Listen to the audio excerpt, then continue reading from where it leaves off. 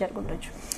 Israel because ఇటువంటి ఘటన జరిగితే, పాలస్తీనా వాళ్ళు ఇటువంటి ఘటన జరిగితే ఏం చేస్తారు ఇజ్రాయెల్ వాళ్ళు? నిమిషాల్లో రంగంలోకి దిగుతుంది Israel. IDF, Israel defence forces నిమిషాల్లో రంగంలోకి దిగి స్మాష్ చేసేస్తారు వాళ్ళు. ఆ తర్వాత పాలస్తీనా సపోర్ట్ దేశాలు వాళ్ళు వీళ్ళు ఎంత ర్యాలీలు చేసినా ప్రయోజనం ఉండదు. వాళ్ళు ఎయిర్ స్ట్రైక్స్ లో కొద్దిమంది సాధారణ పౌరులు కూడా చనిపోవచ్చు.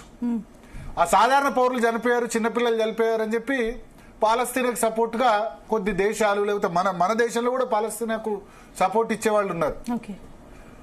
అంటే ఏంటి భరత్ ఇజ్రాయెల్ స్పెషాలిటీ ఏంటి? అంటే ఇజ్రాయెల్ ఏంటంటే బికాస్ ఐడిఎఫ్ చాలా చిన్న దేశం. ఇజ్రాయెల్ పాపులేషన్ 1 crore బిలో, కోటి కంటే తక్కువ జనాభా.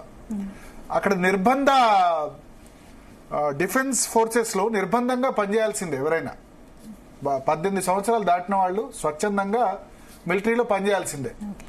సో అక్కడ మన దేశంలాగా రాజకీయాలు ఉండవు. దేశం ముఖ్యం, దేశ సమగ్రత ముఖ్యం. అంటే ఎవరైనా సరే